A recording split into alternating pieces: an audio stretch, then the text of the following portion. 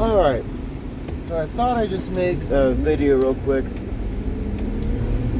because I gotta get something off my chest and I can't really do it on social media since Facebook likes to ban me for the simplest shit, and yet other people can say all sorts of wild shit, call people cunts, twats, and all this, and it's totally fine, no problem. That's very much aside the point. So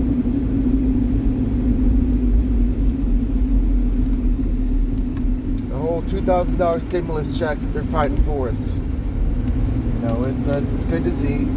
Definitely has a little bit of, I'd say, cautious optimism and how 2021 is fixing to go, and how this administration with Biden and Harris, how that's fixing to go for your, everyday ground level,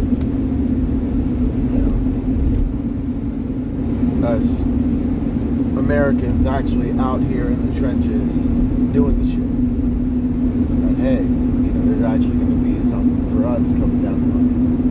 And that's what's up. But, old Joe Manchin, which no one's saying this. I've heard this absolutely nowhere. Joe Manchin. Fucking pause. No wonder Joe Manchin doesn't really know anything about Joe Average.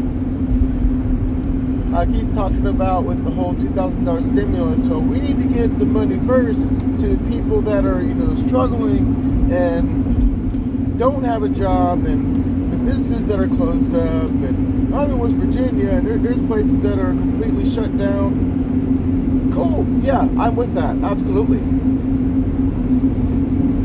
I've been there way before this, global pandemic, because guess what? Our economy's been screwed up for a little while. So I have seen some very, very stressful and dark financial times for me, my wife, and our 3 kids. So I'm with that. My heart, my prayers definitely go out to my fellow Americans who have been struggling basically all of 2020 and continue to struggle right now. But we can do both, right? Because, I was a big supporter of Andrew Yang, and I continue to support what he's doing. But one of the biggest things he's talking about is to put the money in our hands. If there's more money in the pocket of every Joe Average, Mr. Joe Manchin, then that has a trickle-up effect. And then how he's talking about,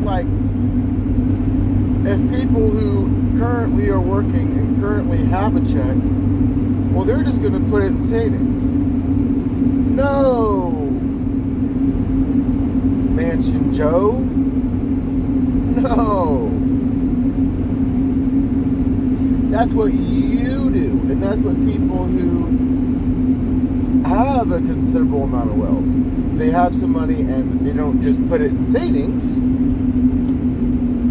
but and just save it for a rainy day because everything else is taken care of. If you really got paper like that, you're going to reinvest that, which haven't the establishment people been saying that that's how you fix the economy, is by making sure that people with means can go ahead and reinvest that into the company. Isn't that exactly what y'all did this past March with us getting a one-time $1,200 slap in the face little screw you check, and then billions of dollars given to the wealthy and large corporations? I didn't hear any energy whatsoever from establishment Democrats or Republicans about that. None. And then nobody is talking about the trillions of dollars the Fed put into the NASDAQ and how that was just gone. Like literally, they put the money in, and it's just like that South Park episode, and it's gone. But now Joe Manchin is saying that, which now I'm calling him Manchin Joe from now on. So, Manchin Joe, he's talking about how if you have a check, that it's just going to go in savings. Nah, dude. I have a check. I'm currently on my way to my job, and my wife works, and on paper, both my wife and I's combined income, we were making, before taxes and deductions and whatnot, we're making about $1,500 a week gross. Now, that is more than, I think it breaks down to like $78,000, something like that. It's 4:20 in the morning, and I'm tired of shit, and brain can't math, but whatever. So, on paper, in Manchin Joe's eyes, we're straight. Like, we should be completely fine. And so that last round of stimulus that we got, since we have a son who's 18, and we have our other kids, our son and our daughter, that are under the age of 18, yeah, we got a pretty healthy chunk. But you know what? That didn't go into savings. That went into paying down bills that were piling up. Because my wife lost her job, and so we were behind in bills by about like 2 months. So like, we got bills taken care of. And we took care of Christmas for our kids. It's been a very, very rough year, and that money was a huge blessing. And we were able to spend that, since it helped get our bills taken care of, and it helped make sure there's food on the table. And just like Andrew Yang said, if you get the boot off the neck of the American people, then what do? We then have the ability to go out and support businesses. Now, unfortunately, it wasn't enough to get everything completely taken care of. Because we are trying to get a house this year, so we're paying down debt. We're paying like almost $300 a month in a credit service that our lender, recommended to us, and we're going to get that money refunded back to us at closing. So it's just not going to be money gone. So that's going to be cool. But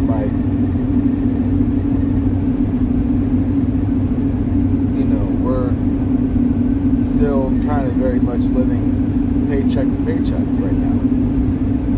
Like, the majority of actual ground floor, everyday, Joe average Americans are doing right now.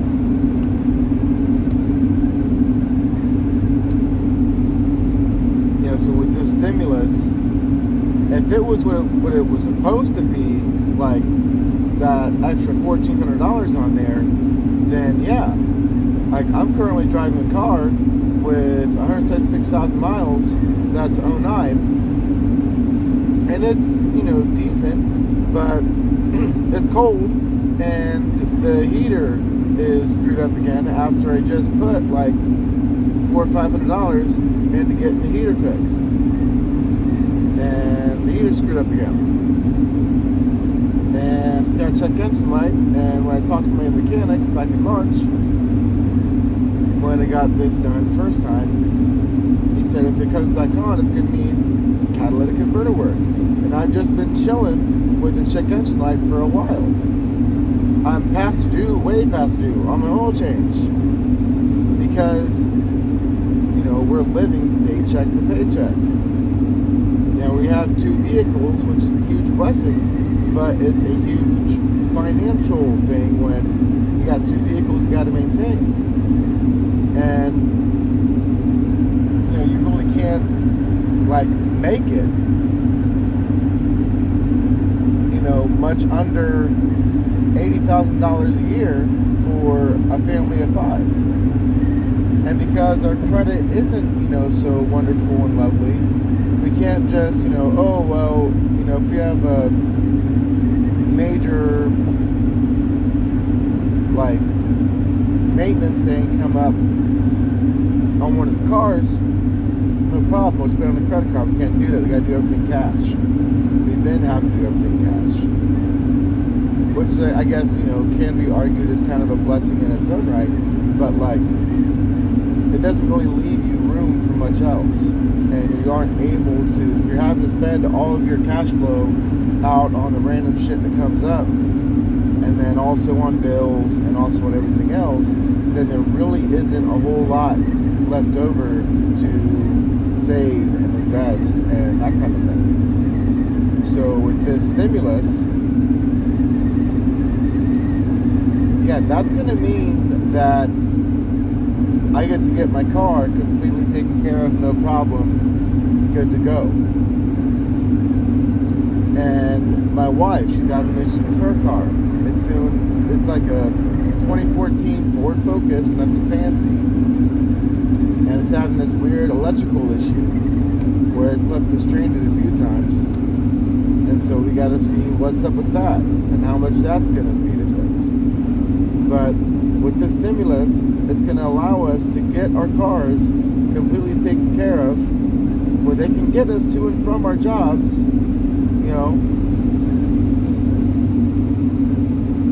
and then we're still going to be able to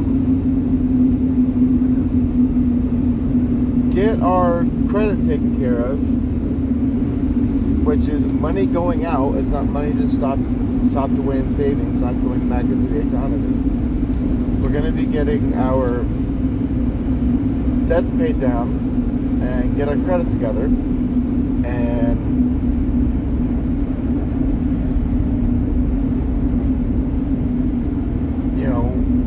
that's going to go towards helping the economy.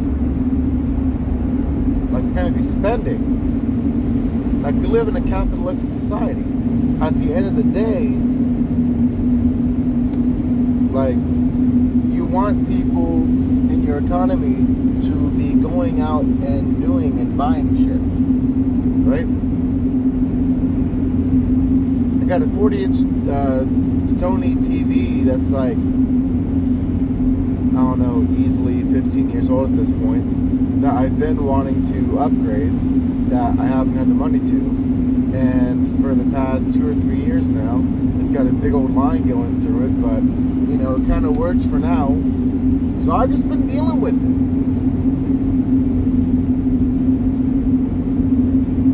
Hell, we bought a couch a couple years ago, and it was literally just fell completely apart, and the warranty people didn't want to take care of it, so we were just saddled with a $800 sectional that we got around income tax time, that the year that we got it,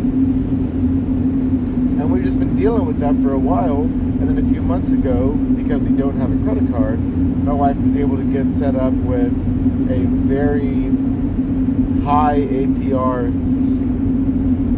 it's almost like a subprime loan, over at this furniture store. So we can actually have, a decent sofa and love seat that doesn't constantly hurt my hip when we're sitting on it. That's not falling apart. That has an actual decent warranty. That's actually made decently. We have animals that, thank God they haven't had any major, vet issues go on. But, I need to get shots and chipped and neutered on my boy cat and our puppy. He needs to get taken care of, and we haven't had the extra money in the budget to be able to do that. So, yeah, we're blessed enough not to be completely struggling like a lot of, my fellow Americans are right now. But we're not doing great. We are, in our own right, struggling as well. Like, we want to be able to get to that next plateau, and, we're still struggling and fighting in lower middle class like we have been for, I don't know, the 20-some odd years we've been together. So it's like, for a Democrat in West Virginia, for Mansion Joe to be this out of touch with average Joe, it speaks volumes. It speaks absolute volumes. And it really frustrates me that these talking points aren't refuted with Mansion Joe and his Republican buddies that use the similar arguments. Fool wants to talk about infrastructure jobs and like that's going to, granted, yeah, those jobs program, when they were running alongside other economic stimulating things, do work, but that's not going to really boost the economy anywhere near as fast as simply putting more money into the hands of the American people. Broadening your customer base. That's business 101, bro.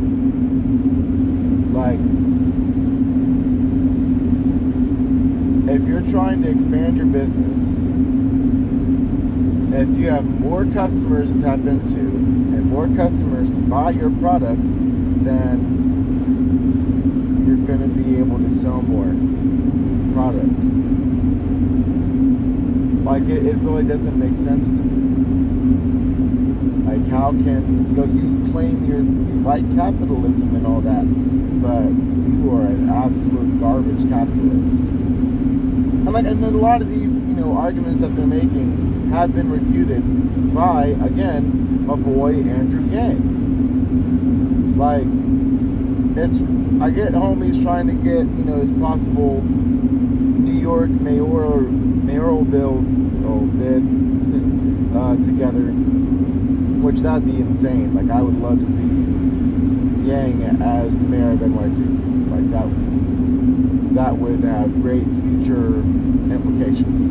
But they need to get with Andrew Yang and at least have him on talking a little bit, about why the stimulus is important and explain the trickle-up economy to these extremely out-of-touch representatives and senators and all that jazz.